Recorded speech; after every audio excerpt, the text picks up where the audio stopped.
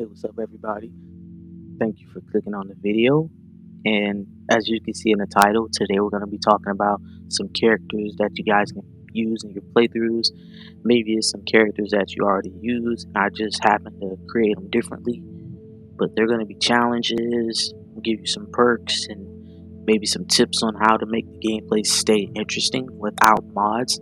But of course, you can use mods with the characters. It's really up to you. And if you have any tips or if you want to kind of tell me what characters you guys use and some perks and stuff, leave them down in the comment section. And anyway, let's get right into this. Alright guys, so first up is the Suckums Joe employee. And for the employee, the must-haves is you have to be wearing Suckums Joe attire on at all times. So whether it's the hat and the uniform or the hat and the shirt and jeans, you have to be wearing those. And if you choose to wear power armor, it has to be Suckums Joe paint on the power armor. It can't be just one piece or a few pieces. It have to be a whole set, but you can choose to not wear a helmet, or if you're missing a piece of power armor in general and the rest is Slocum's Joe, that still counts. And the only way you can consume or drink, or if you're hungry, if you're playing on survival, is you can only consume and use Slocum's Joe products. So anything else, any stim packs, any food or other options like that, but you can use Radaway and Radex if you choose. But if you don't even want to use that and you just want to use Slocum's Joe items period and go to a doctor for the rat problems, you can do that. As for bartering, you can only exchange stuff for Slocum's Joe items. So if you have legendary armor, legendary guns, you can only use the Slocum's Joe items to trade for things. So if you want a gun, you have to use Slocum's Joe. You can't use anything else.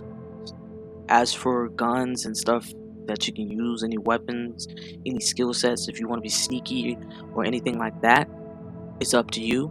But as for requirements, it's required on that end for Slocum's Joe items. And I feel like a fun thing that you can also do is every settlement you can set up a little shop for Slocum's Joe, and you can have different trade go through different settlements, so you can see like Slocum's Joe employees traveling and exchanging things to further expand Slocum's Joe. That would be a cool thing to kind of do, and it also adds to time and stuff like that. I feel like when it comes to perks, it really depends on you. I feel like maybe agility, being able to run, your especially charisma. I feel like charisma and like things dealing with running and being able to dodge and not take damage while moving, because you're delivering and you're like an employee, so you're good with sales and talking to people.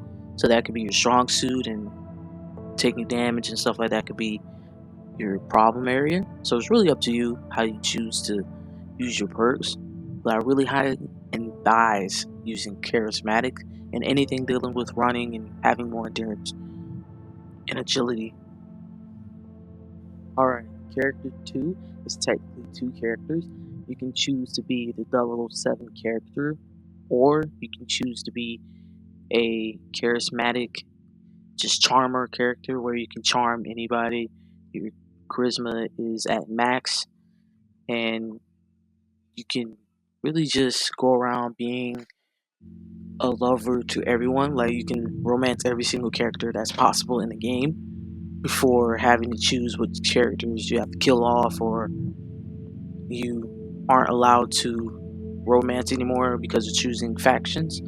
But the requirements for the characters are, if you use a male character, you have to have a black tux or a black suit. And if you have a female character, it has to be a red dress or a silver dress. And optional hair, whatever you choose for the looks of your character, is optional. And the weapon of choice that has to be used only is the deliver pistol from the railroad, as well as the faction that you have to choose and be in throughout the whole game is the railroad.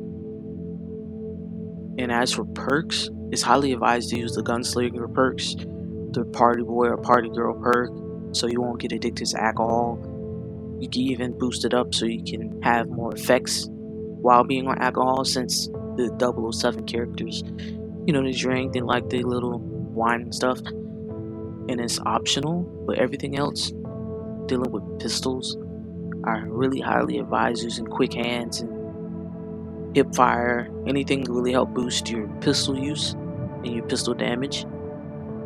Other than that, everything else is optional.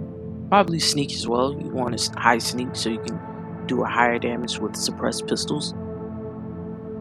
Alright, so here's the third character. It is the assassin character, and it's supposed to be from Assassin's Creed. So the only thing that is required that you use is switchblades and swords. That's it. If you have a mod available to use throwing knives, that's cool.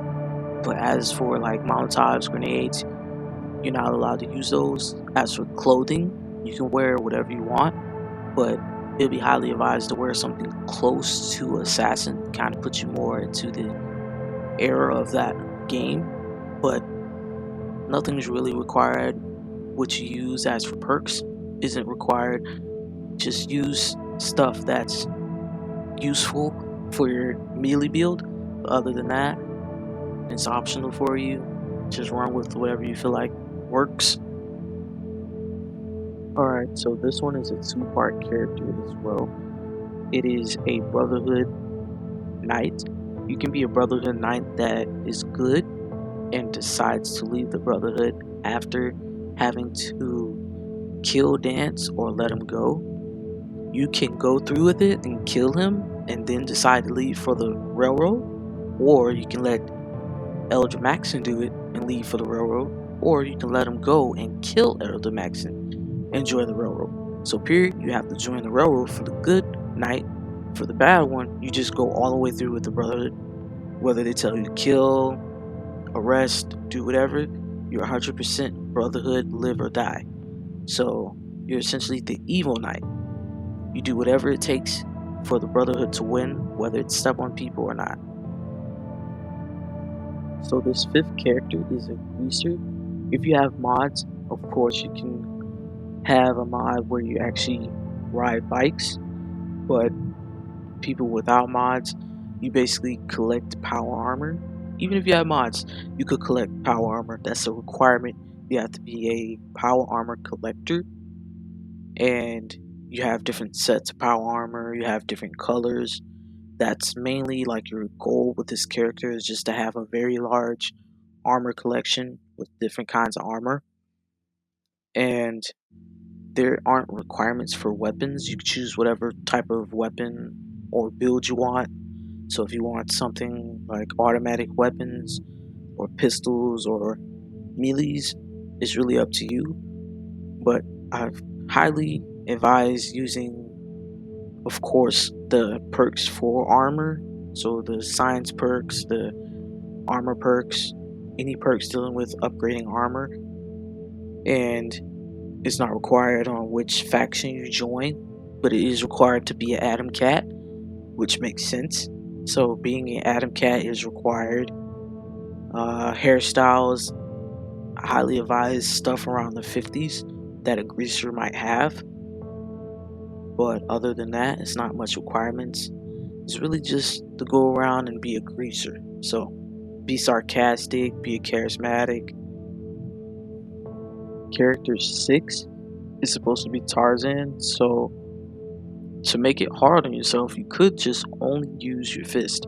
You maybe can get away with using knuckles, but to use fists only is not really a requirement. It's more of a difficulty challenge sort of thing. As for melee weapons, you can also use melee weapons if you want to, but they're not a requirement. As for guns, you can't use guns, so it's mostly a melee or fist build.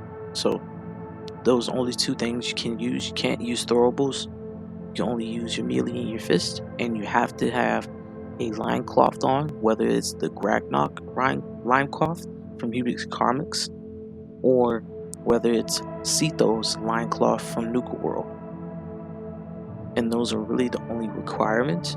You can choose to have long hair and to look more like you've been out in the wild, but it's optional. The only perk requirements for this character is 1 intelligence until you get the bobblehead, which boosts your intelligence by 1. Other than that, everything else is optional. It's best what fits you. So 1 intelligence is a requirement for this character. The 7th character is Gragnock. This one is pretty simple. You're just supposed to make your character look as close to Ragnarok as possible. And I mean, you really don't have to, as long as you have the outfit for the character as well as the axe. Those are the only requirements really for this character. Those are a must have and must wear. Other than that, having them look exactly like the character as close as possible is optional. Perks are also optional. It's just highly advised to have your strength perks up and your melee damage perks up, and anything dealing with speed and blitz as well. It's a pretty simple character, and most people use this character often. Alright, so character 8 is a baseball player, and it's only required that you wear either the white and red baseball uniform or the Diamond City security outfits. And the weapons that you can only use are baseball bats, grenade, baseballs, or the modified baseball shooting gun. Other than that, the perks are optional, the factions are optional, how you choose to be evil or good. So, character 9 is the Children of Adam. Of course, the requirements are to join the Children of Adam in Far Harbor. You can choose the evil route or the good route, but it really doesn't matter. And another requirement is to make sure you only wear Children of Adam clothes and use radiation guns. Character 10 is a mob boss, so this one's pretty optional, but kind of put yourself in the place of a mob boss and use what clothes and what guns you think they'll use around that time. SMGs, 44 caliber pistols, suppressed pistols, whatever you think you want to use, and just pretend to be a mob boss. Character 11 is the Silver Shroud, and it's really only useful during the mission that Kid gives you in Good Neighbor, but other than that, you only have a few requirements, which is wear the Silver Shroud costume from Ubix Comics, or you can use Creation Club, the Shroud Manor, and you're allowed to use the silver gun from that, and you're allowed to use the outfit that you get from there, as well as the ring. And those are really the only requirements for this character. Alright, so this is character 12. It is the Junkie. And usually you might just be considered a junkie for getting addicted to one thing in the game. But I wanted to make it difficult. And instead of just getting addicted to one thing, you have to get addicted to every substance in the game. And you're not allowed to cure it. And you're really allowed to use any gun, anything you want, but it's highly advised that you only use guns that, really help with you being under the influence or not under the influence. So junky guns, junky weapons, junky whatever, use those. That is highly advised, and you're not allowed to use any perks that stop you from getting addicted. But you are allowed to use perks that further the effects of the addiction. But your player could be anything. You could be a melee player, you could be an automatic player, you could be a sniper player, doesn't matter. You also can be in any faction, however you choose to go the route of your faction. Doesn't really matter, because also, like, pretty much every faction has weapons that kind of go with that faction that are allowance of the junkie that your character is going to be. So you go about it how you want, but those restrictions are very important in order to keep the junkie character. Okay, so character 13 is supposed to be a scientist, and because you're a scientist, we're actually going to have faction of choice to be Institute. You have to be with the Institute, you have to be 100% with the Institute. And You're allowed only to wear institute clothing, hazmat suits, science lab coats, stuff like that. And the only weapons you're allowed to use are, of course, institute rifles, laser rifles, Gatling lasers, and gas rifles. The more electric and energy weapons are basically what you're allowed to use. Melee weapons, there are some that has the electricity and everything like that that requires science, so you're actually allowed to use those. But you really can be a mad scientist or actually a really good scientist who's decided to go with the institute because you think the institute is the best hope for the Commonwealth. So it's really optional. As for perks, you're not allowed to lockpick, and you only can get it in computers. So other than that, it's optional. Okay, so character 14 is an old veteran.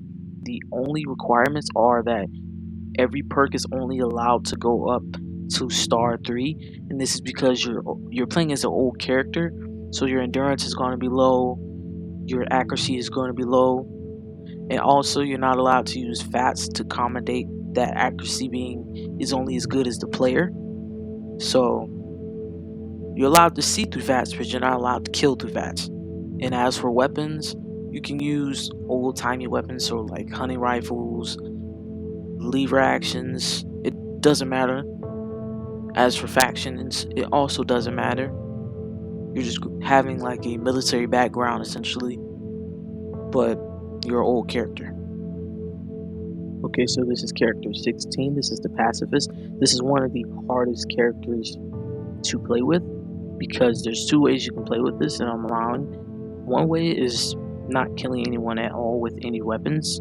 So anything like turrets and stuff like that can be used to kill people for you. But when it comes to using any weapons, any throwables, you can't. And the second way is you're actually allowed to use a syringe rifle to kill. That's the only gun that can be used by you to kill, and no throwables.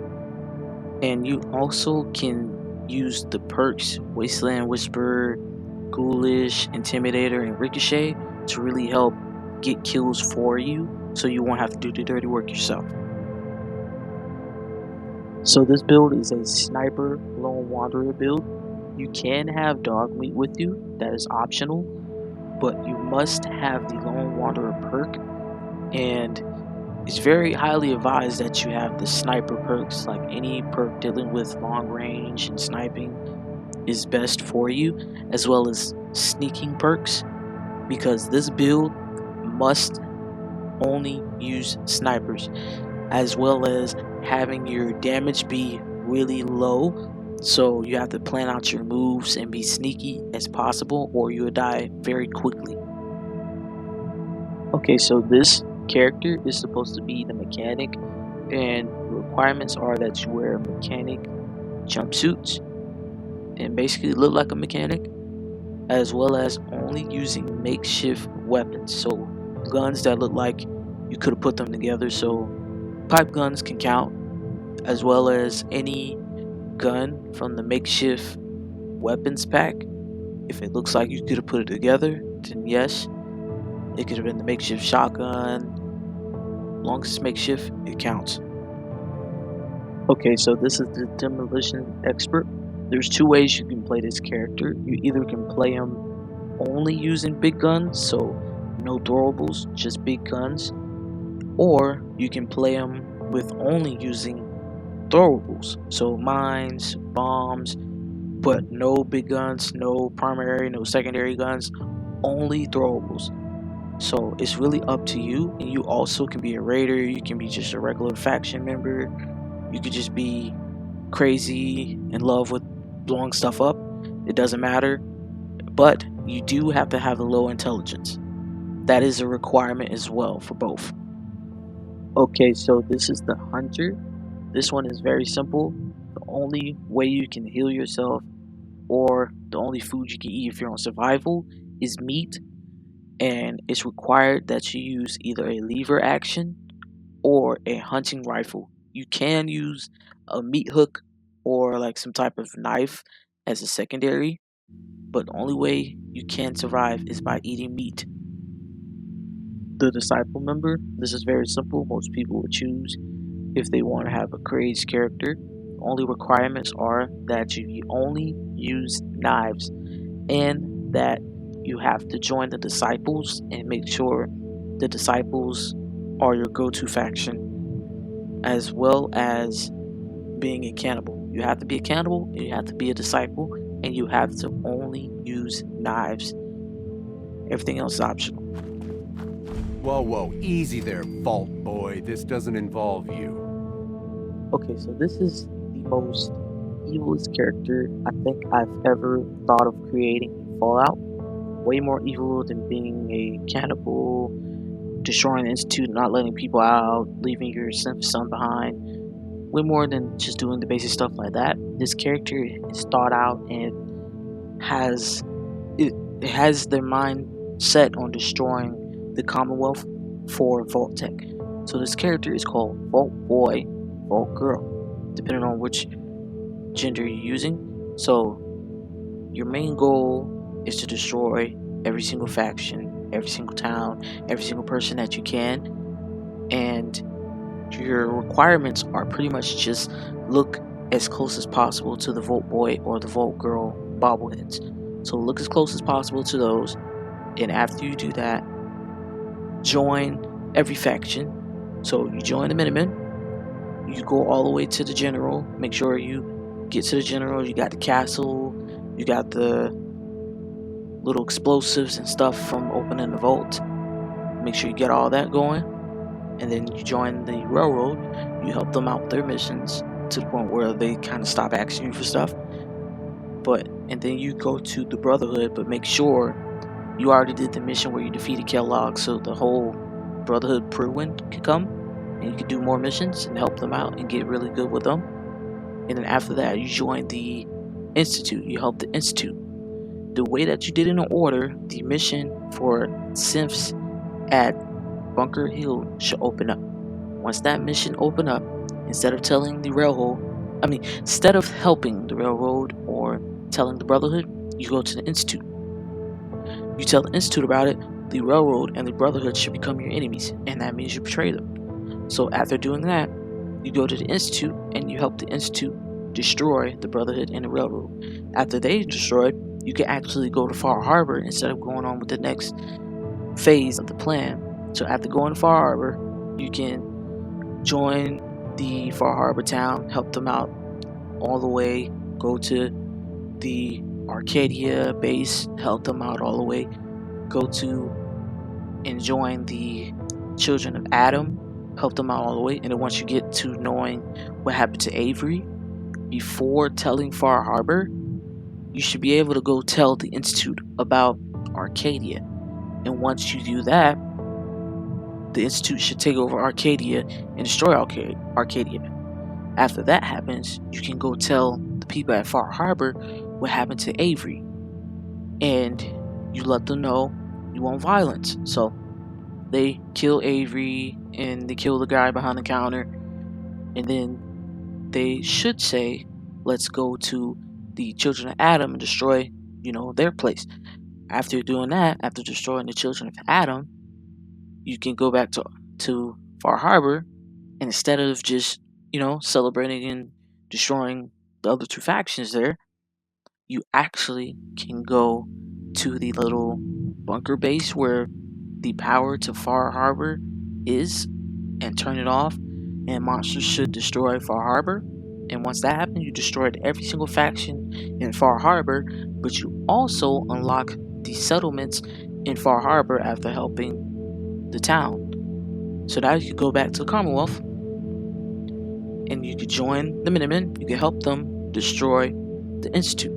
After destroying the Institute, you can decide to leave the people there, let them die, or you can let them escape.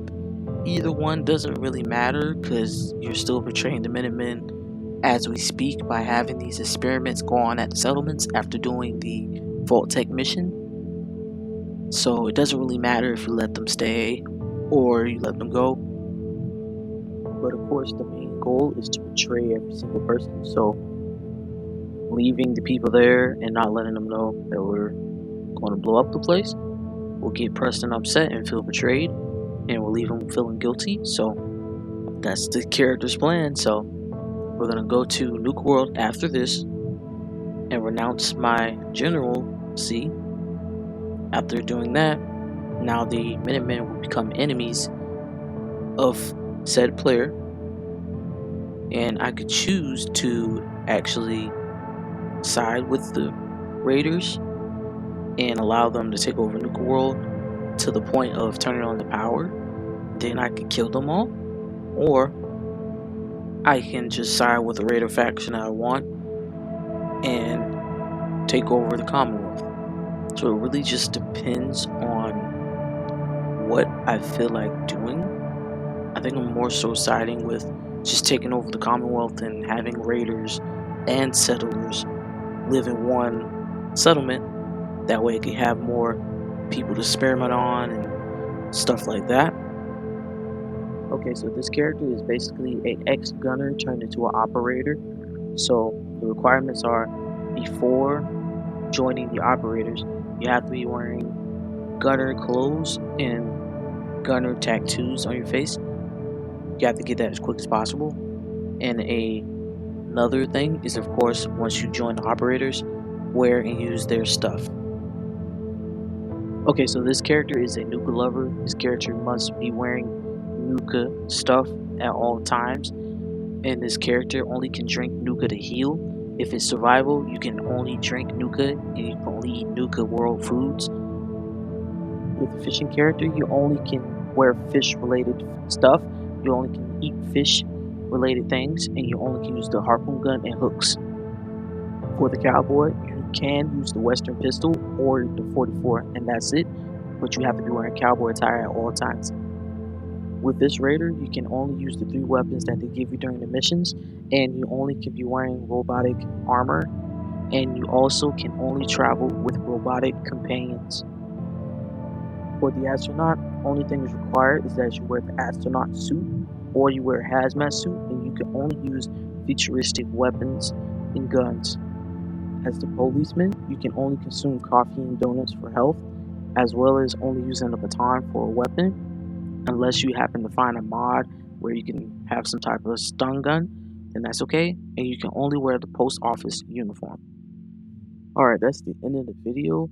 Thank you guys if you watched all the way through. Leave a like, leave a comment about what was your most favorite character out of the video, or just leave down in the comments what's a character that I probably didn't know about that you tried out that actually was fun and cool to play with. And if I happen to find any more characters that I want to post up about and show you guys about, I'll be sure to post another video. But see you in the next one. Adios.